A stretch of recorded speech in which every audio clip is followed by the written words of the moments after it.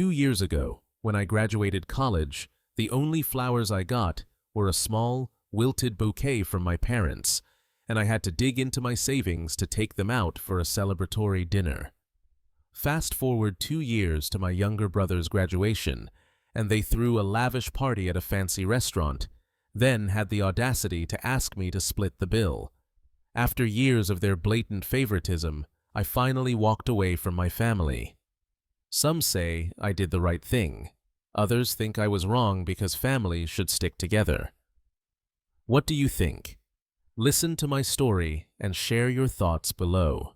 Hey, I'm Ethan, 25 years old, and I've been a financial analyst for 3 years.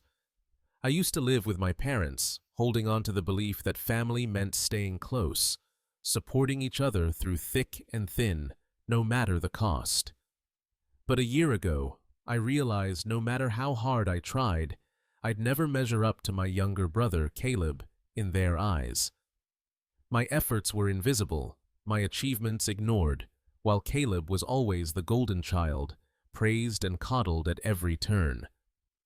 That's when I knew I needed my own life, a place where I didn't have to prove my worth to people who never truly saw me. A year ago, on Caleb's graduation day, everything changed. I remember that morning vividly, sitting at the kitchen table, sipping coffee. The house quiet except for the faint hum of the fridge. My mom called me to the living room, her voice sharp and urgent.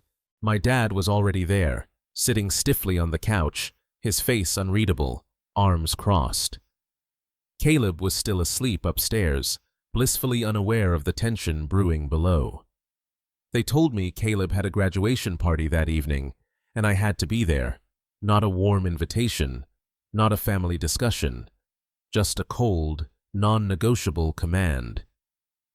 "We've reserved a table at the Silver Pine," my mom said, her tone flat. "Be there by 6 in the evening, and don't forget a gift for your brother." I paused, the unfairness hitting like a punch to the gut. A party? When I graduated, I got nothing. No celebration, no gifts, not even a simple congratulations.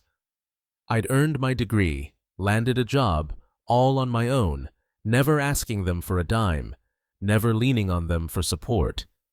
Sensing my hesitation, my mom snapped, "You're his older brother. You should bring something. If you don't have a gift, don't bother coming and embarrassing us." I let out a dry chuckle, the sting of their words burning deep. "Got it," I said, grabbing my keys and heading to work, but a plan was forming in my mind. If a gift was so important to them, I'd make sure it was unforgettable, a moment they couldn't ignore.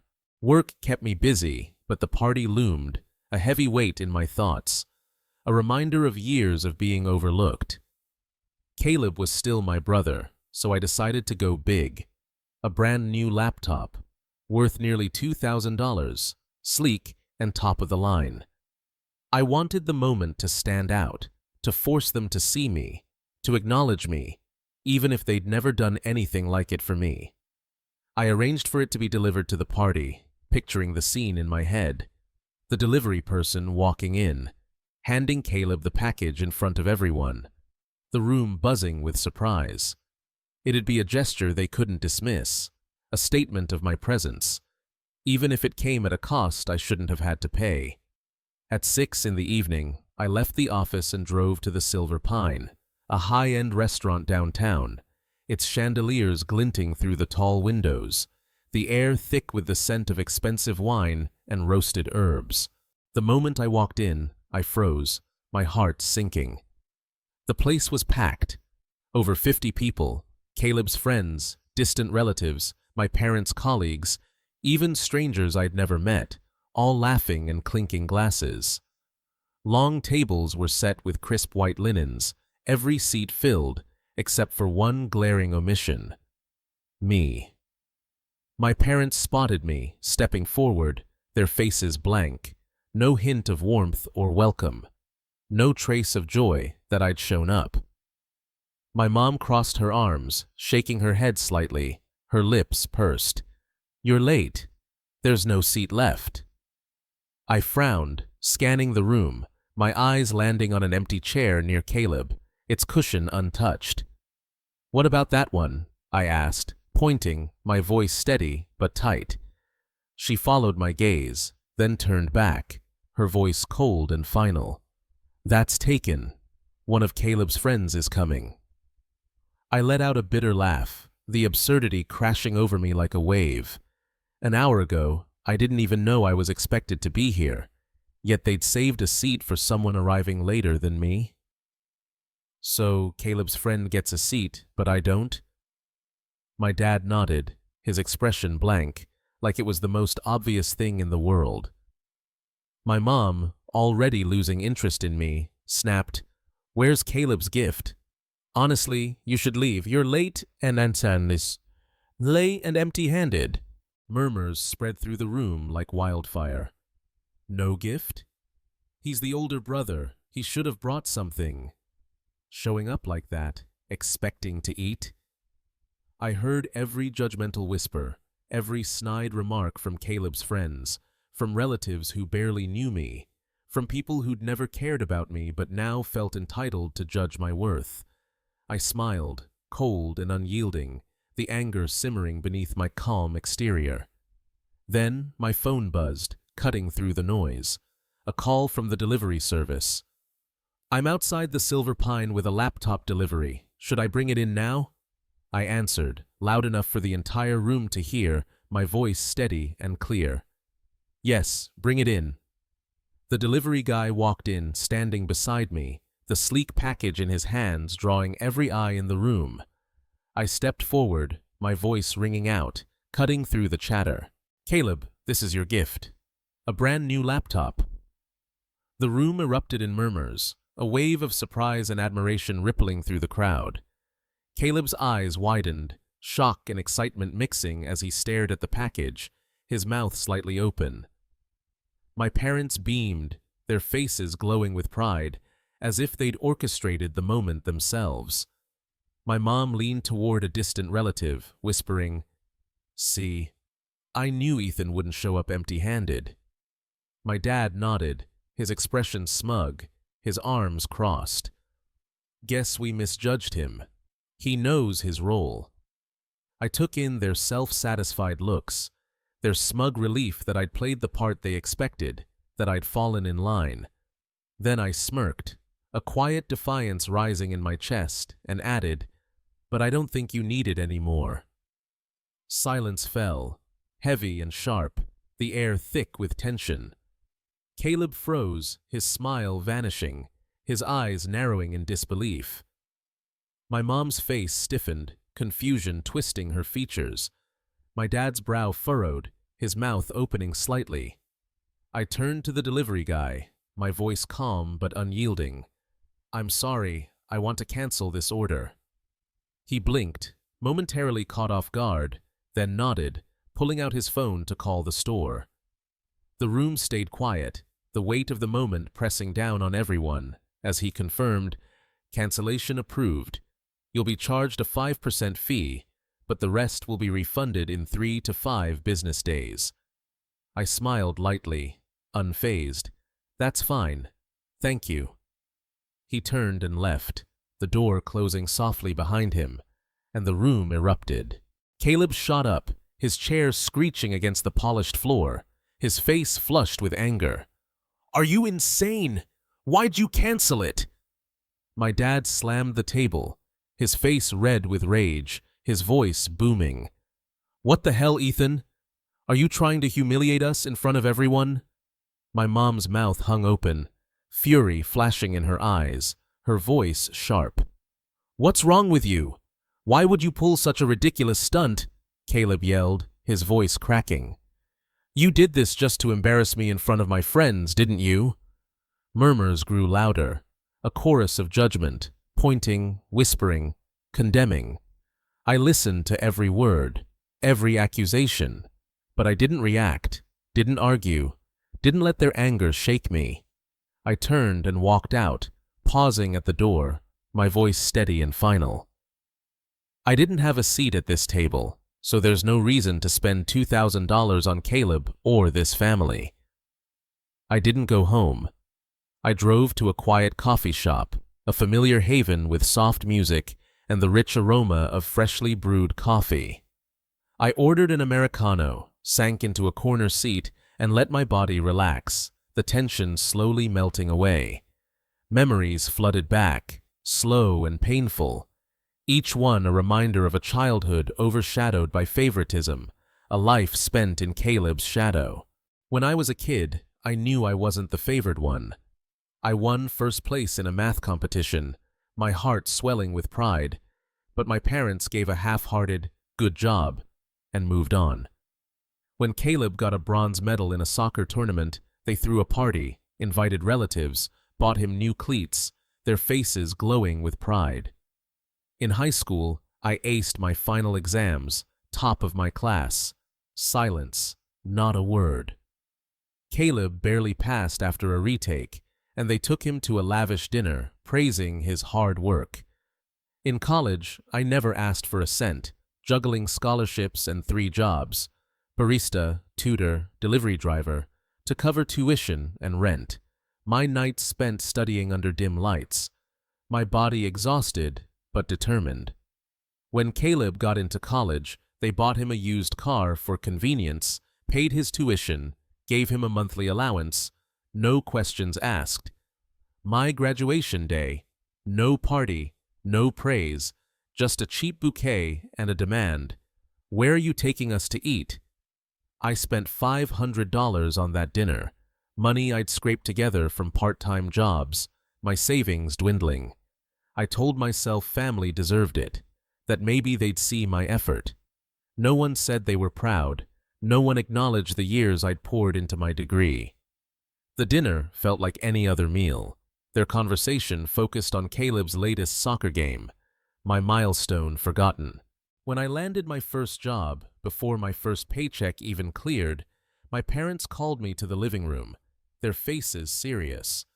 "Starting this month, you'll pay $2,000 for rent and expenses," my mom said, her voice matter-of-fact.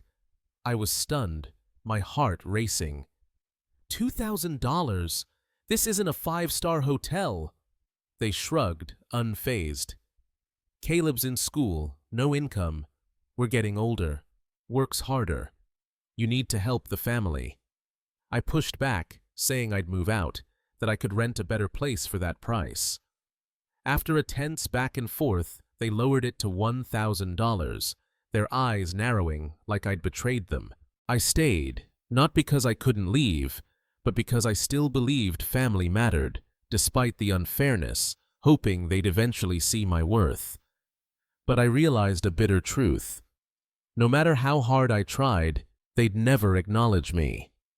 I was an ATM, there when they needed money, never truly valued, my sacrifices taken for granted. I had to break free, to find a life where I wasn't defined by their demands. That night, I got home at 10, my body heavy with exhaustion, bracing for a fight about the party. Instead, my parents apologized, my mom's voice unusually soft, her eyes almost convincing. "I know you weren't happy today. We should have saved a seat. I'm sorry." My dad nodded, his voice calmer than usual. "We're family, Ethan. We can work through this. We don't want you to feel left out." I wavered, a flicker of hope stirring, wondering if I'd been too harsh, if maybe they meant it this time. Then my dad continued, his tone shifting, calculated. "Caleb was really upset you canceled his gift. He was counting on it. The dinner bill was $4,600. Cover half, $2,300, as a graduation gift, and we'll consider it settled." I laughed, sharp and final, the hope snuffed out. "No." My mom's smile vanished, her voice turning cold. "Don't be selfish, Ethan. Family helps each other." My dad's voice hardened, his patience gone. "You make the most money in this house. You can't contribute a little?" I cut them off, my voice steady, each word deliberate. "You didn't take care of me. I've been taking care of myself for years." My mom snapped, her face twisting with anger. "You always pull away. You can't even be generous with your brother." I met her gaze, unflinching, the years of hurt rising to the surface. "Were you ever generous with me? When I graduated with honors, you made me pay for dinner. Caleb gets a huge party with 50 guests, and I'm selfish for not paying?" They froze, no rebuttal, their silence louder than any argument. I turned and walked to my room, their voices calling after me, but I was done. My decision was clear. I was leaving, and this time, I wouldn't look back. 2 days later, they pushed further, asking me to give Caleb my car. "His is old," my dad said, his tone firm. "He needs it for job interviews and work." I laughed, incredulous, the request so absurd it almost felt like a joke. I saved 6 months for this car, budgeted every penny, earned it myself. Caleb's never saved a dime, and now he gets to demand this? My dad's face reddened, his voice rising. "You're the older brother. Support him.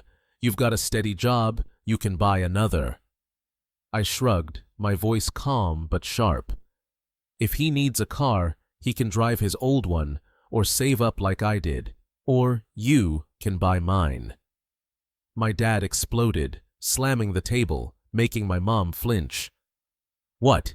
Pay to help your brother?" I met his gaze, unwavering. "If I'm helping, it's fair." He shot up, pointing, his voice thundering through the room. "Get out of my house!" Silence fell, heavy and final.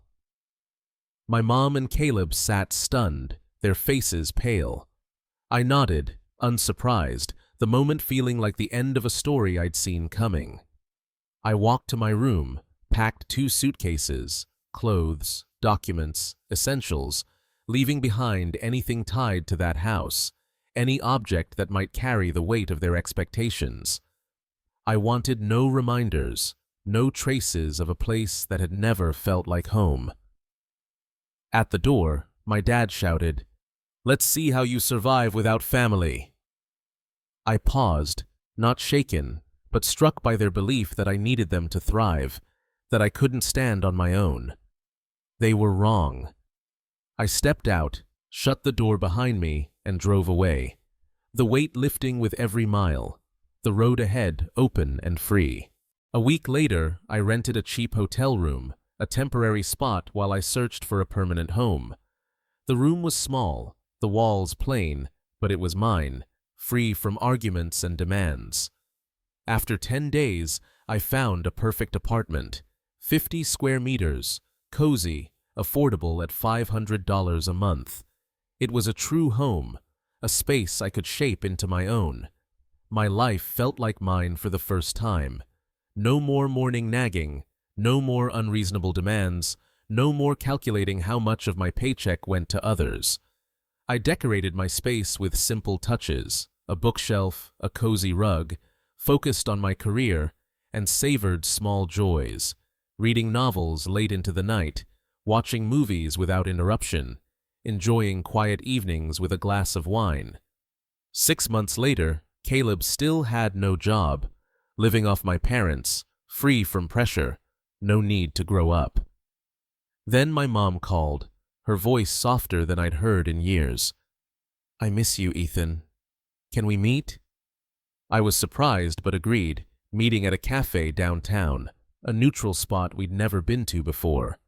But when I arrived, it wasn't just her. My dad and Caleb were there.